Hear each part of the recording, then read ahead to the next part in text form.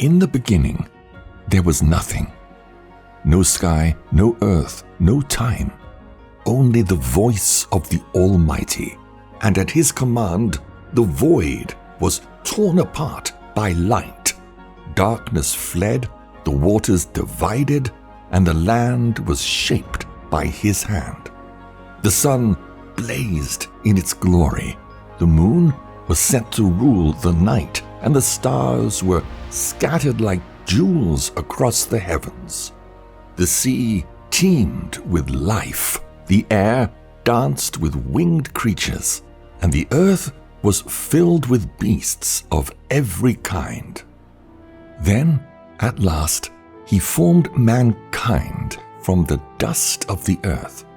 Adam, shaped in the image of his Creator, opened his eyes to the Garden of Eden, a world of perfection.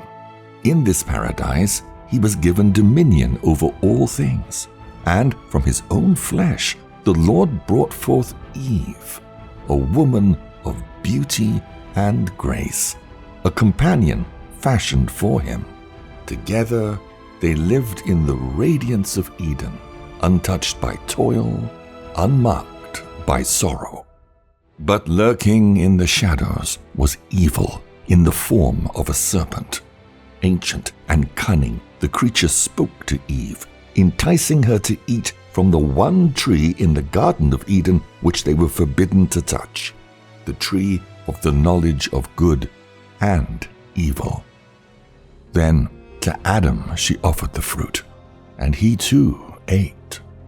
For their disobedience, God cast Adam and Eve out of the paradise they called home, sealing the gates to Eden forever.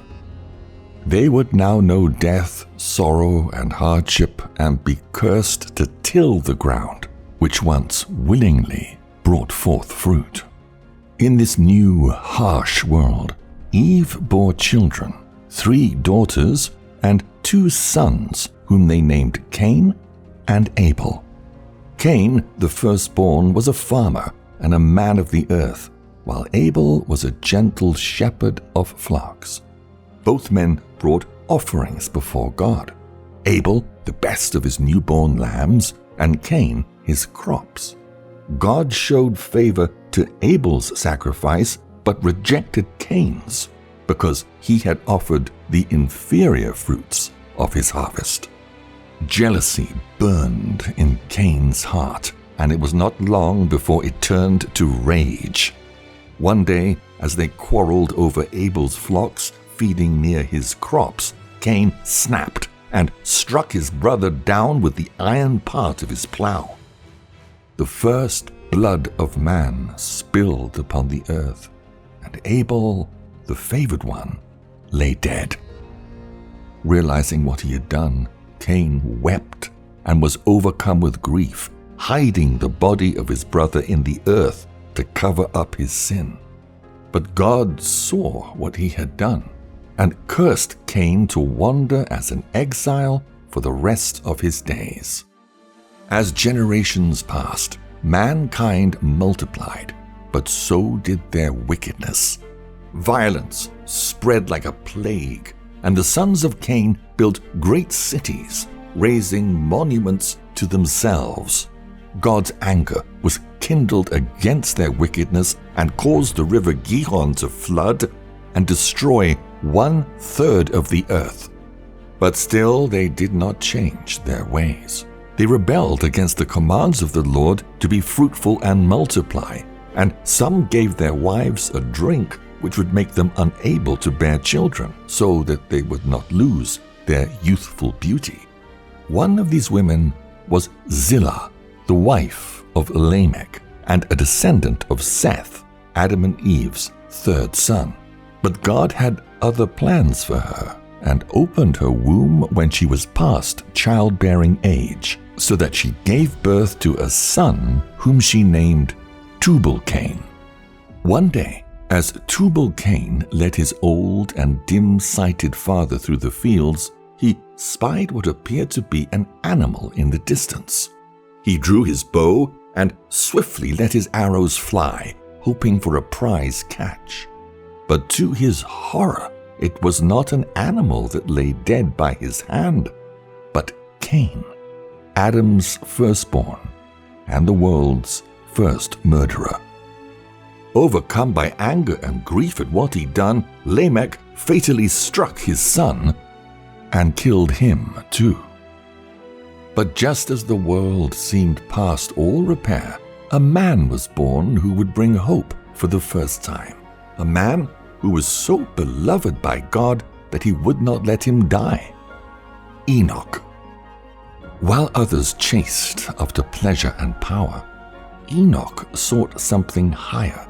He walked with God and removed himself from the society of men whose evil ways he despised. And then the visions came. The Almighty opened Enoch's eyes to the true state of the world. He saw the heavens, the courts of angels, the hidden places of the deep. He was instructed to pass on the wisdom he had learned to mankind, and the people of the earth saw that he had truly been touched by God. Enoch reigned over the sons of men for many years, until it was time for him to ascend to heaven.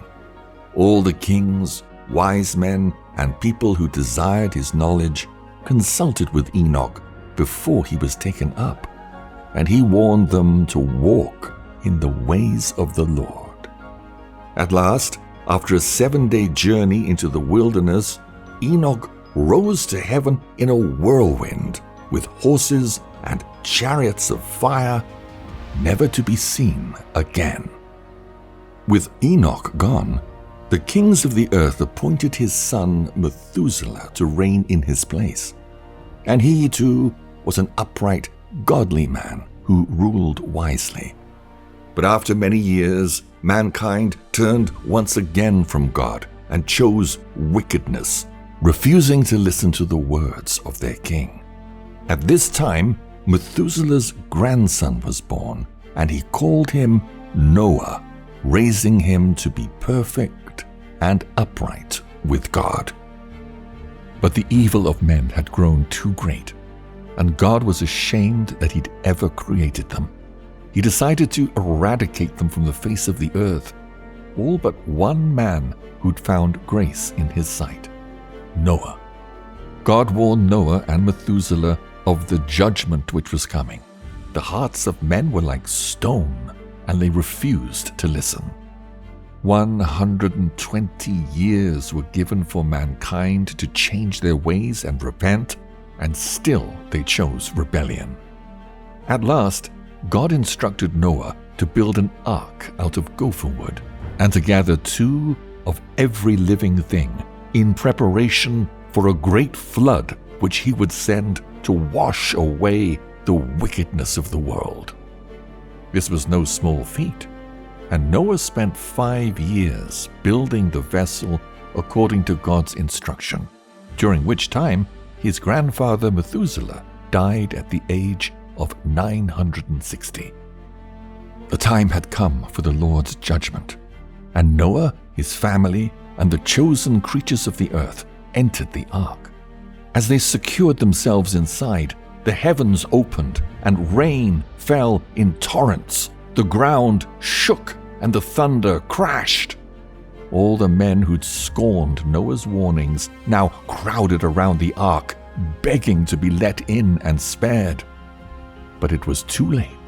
God sent the beasts and birds that stood near the ark to drive the crowds away and stop them from breaking into it by force as the waters rose higher and higher. For 40 days and 40 nights it rained and poured, destroying everything that lived.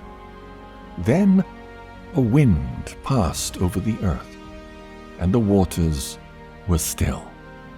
Slowly they dried and receded, and the ark came to rest at the top of Mount Ararat. The world was clean and new, and God blessed Noah and his sons Japheth, Ham, and Shem, urging them to be fruitful and multiply. and replenish the earth.